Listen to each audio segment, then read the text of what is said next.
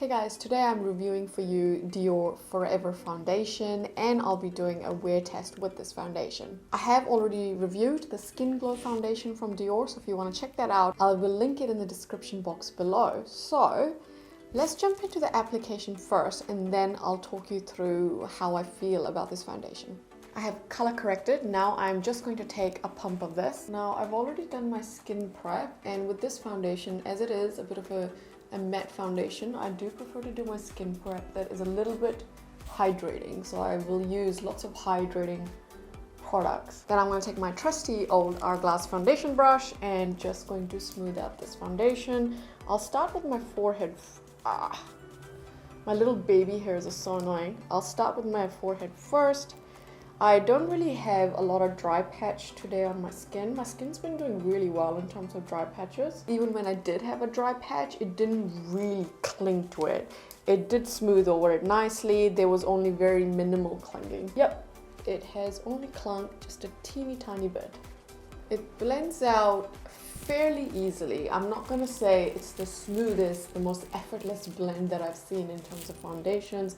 I feel like when you're blending this foundation out, it needs just a little bit of work. If you have really oily skin, you probably will find that this foundation will blend in quite easily. I do have combination skin, so on my sort of more drier areas, I do feel like this foundation just needs some help to really glide, and that comes from the skin prep. I'm pretty happy with this coverage. I think I'm gonna stick with this coverage. It's about medium coverage, and you can build up more coverage with this foundation, absolutely, but the more layers you put on, the heavier this foundation is going to look. My preference is definitely medium coverage, and that's what I have on right now. Let me come in a little bit close.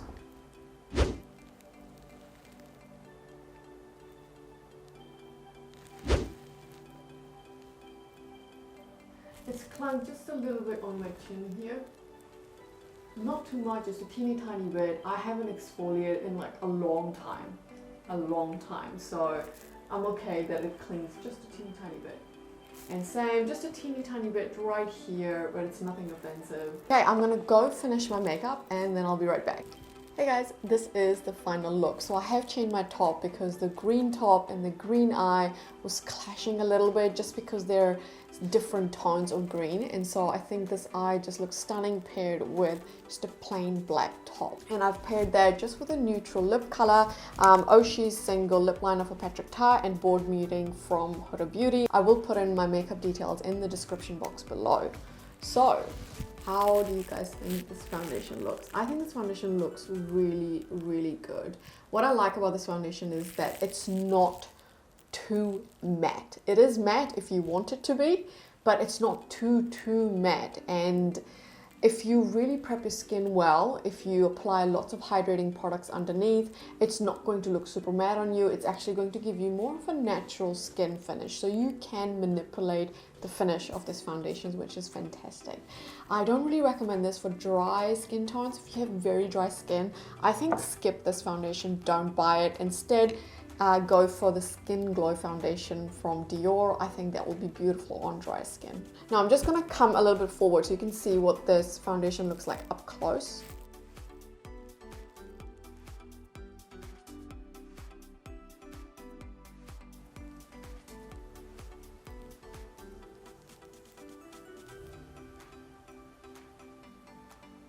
Dior's Forever foundation is, I'm going to say straight off the bat, I really like it.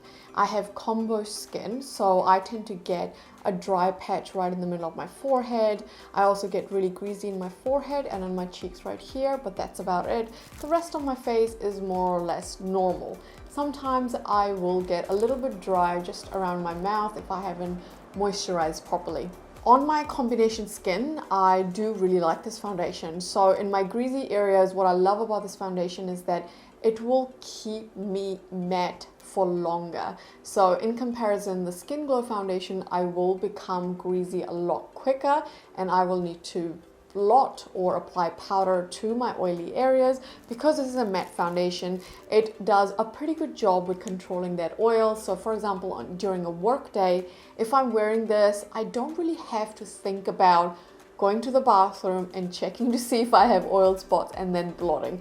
I can really just wear this the whole day, and yes, I'll be a bit shiny towards the end, but my skin isn't going to look horrible. It really smooths over the skin, and because it's a matte foundation, it really does help to hide some of the skin texture. In terms of clinging to my dry patches, it will cling a little bit, especially if I haven't exfoliated, but nothing too dramatic. I know that I can wear this pretty much at any time, even if I haven't exfoliated, and it will be fine. Shade match for me is also great. This is 3 Warm Olive. This is what I wear in the Skin Glow foundation as well, and it's a really good match. For reference, I'm about MAC NC38, NC40. I can wear either of those two foundations. It also applies well on top of SPF, so I've tried this with different SPF. I didn't have any issues. However, I do want to point out that this does have fragrance and this does have alcohol. It doesn't give me any irritation, so I've actually been wearing this foundation for 2 months before doing this review, and that's mainly because I didn't get around to it.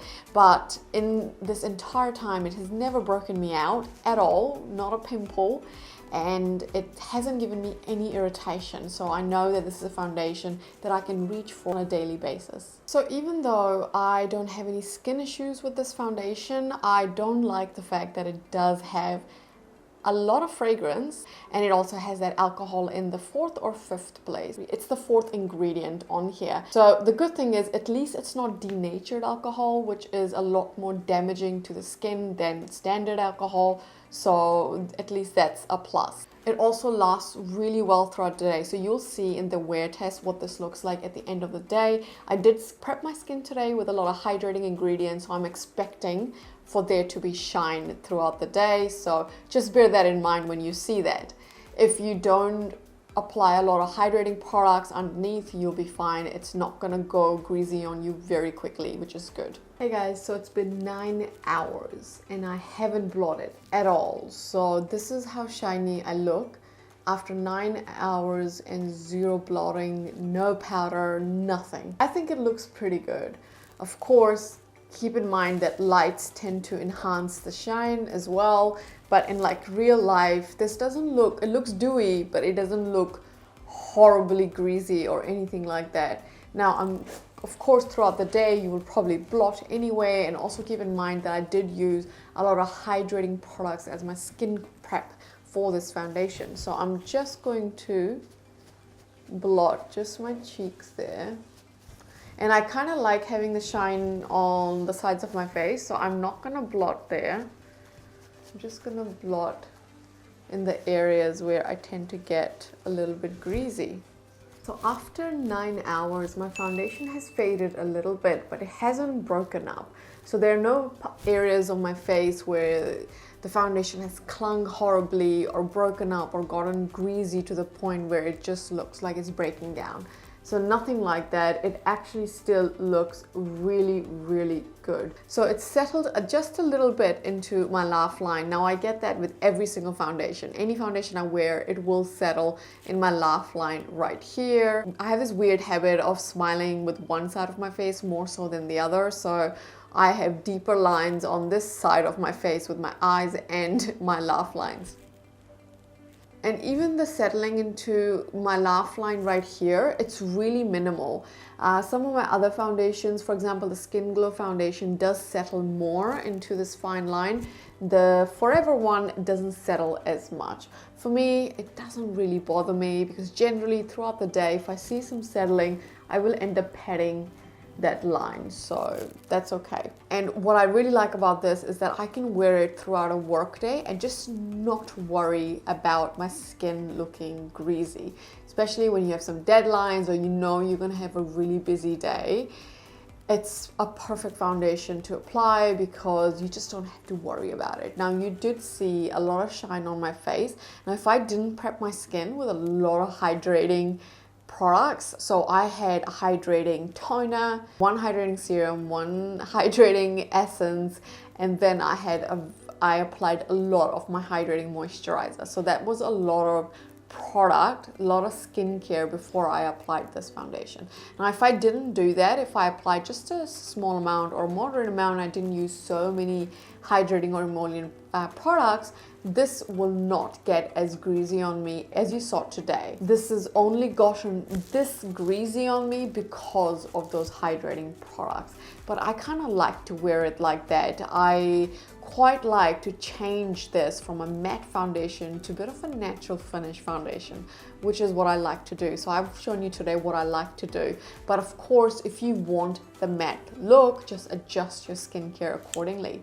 And that is it. I highly recommend. Definitely have enjoyed wearing this foundation. Another win for Dior. Thank you so much for watching. Please hit that subscribe button if you've enjoyed this review video, and I will see you guys in my next video. Good night.